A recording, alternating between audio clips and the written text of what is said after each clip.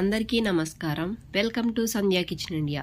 ఈరోజు మనం చాలా రుచిగా ఆరోగ్యానికి ఎంతో మేలు చేసే ఒక ప్రత్యేకమైనటువంటి పూరీని తయారు చేసుకుందాము.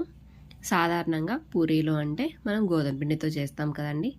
కానీ ఈరోజు నేను మినపప్పు, శనగపప్పు, పెసరపప్పు ఈ 3 పప్పులను కలిపి వాటితో పాటు జొన్న పిండి కూడా కలిపి పూరీలను తయారు చేస్తున్నాను. ఇవి రుచికే కాదు, పోషకాల పరంగా కూడా చాలా బాగుంటాయండి. 1 కప్పు మినపప్పు, అరకప్పు శనగపప్పు, అరకప్పు పెసరపప్పుని తీసుకొని 1-2 సార్లు శుభ్రంగా కడిగి ఈ పప్పులంతా మునిగే వరకు నీళ్లు పోసి గంట నుంచి గంటన్నర పాటు నానబెట్టి పెట్టుకోవాలి. ఈ పప్పు నానేలోపు మనం ఇందుకు కావాల్సిన ఒక ప్రత్యేకమైనటువంటి మసాలా తయారు చేసుకుందాం రండి. మిక్సీ జార్ తీసుకొని 15 వరకు పచ్చిమిరపకాయలని తీసుకోవాలి.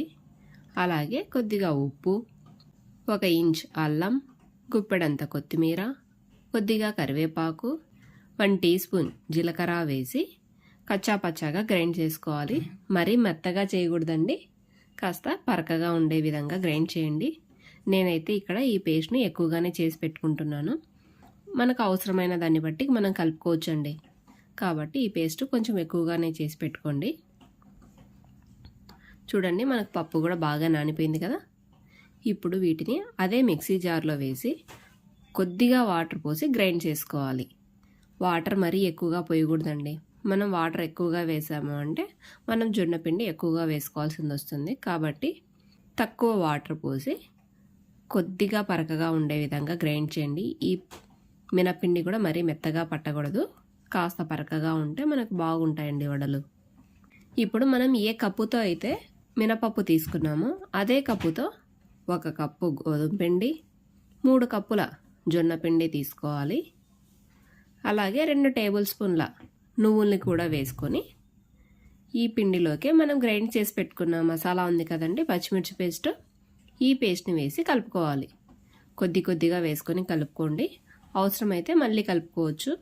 ఇందులో వాటర్ ఏం పోయాల్సిన అవసరం లేదండి. మనం మినపప్పు రుబ్బుకునేటప్పుడు పోసిన వాటర్తోనే సరిపోతుంది. ఈ పిండి కలుపుకునేటప్పుడే మనం ఉప్పు కారం ఒకసారి చూసుకొని అవసరమైతే మనకు పక్కన పచ్చిమిర్చి పేస్ట్ ఉంది కదండి, ఆ పేస్ట్ని కొద్దిగా వేసుకొని అయినా కలుపుకోవచ్చు. చివరగా కొద్దిగా చేతికి ఆయిల్ని అప్లై చేసుకొని పిండినంతటిని బాగా కలిపి 1 అరగంట పాటు పక్కన ఉంచాలి. చూడండి, పిండి కూడా బాగా నానిపోయింది కదా. ఇప్పుడు స్టవ్ పై ప్యాన్ పెట్టి డీప్ ఫ్రైకి సరిపడ్డ ఆయిల్ పోసుకోవాలి. ఆయిల్ బాగా హీట్ అయ్యేలోపు మనం ఇక్కడ పూరీలను ఒత్తుకుందాం రండి. మనం ఇలా తడిపి పెట్టుకున్న పిండిని కూడా మరోసారి బాగా కలిపి చిన్న ఉండల్లా కట్ చేసుకోవాలి. మనకి అన్ని పూరీలు ఒకే సైజులో ఉండే విధంగా చిన్న పూరీలా కట్ చేయండి. నేనైతే ఇక్కడ పూరీ ప్రెషర్తో ప్రెస్ చేస్తున్నానండి. లేదంటే మనం పూరీలు ఒత్తుకుంటాం కదండి, అలాగైనా కర్రతో ఒత్తుకోవచ్చు. ఇలా పూరీలను ఒత్తుకొని బాగా మరుగుతున్నటువంటి ఆయిల్లో వేసి మంటని మనం ఫస్ట్ హై ఫ్లేమ్లో పెట్టాలండి. పూరీని మనం గరిటెతో ప్రెస్ చేసాము అంటే పూరీ అనేది బాగా పొంగుతుందండి. అలా ఒకవైపు పొంగిన తర్వాత మంటని లో ఫ్లేమ్లోకి అడ్జస్ట్ చేసుకొని మరోవైపు కూడా గోల్డెన్ బ్రౌన్ కలర్ వచ్చే వరకు వేపుకోవాలి. మనం ఫస్ట్ వేయంగానే గరిటెతో పైనుంచి ప్రెస్ చేసాము అంటే పూరీ అనేది బాగా పొంగుతుందండి.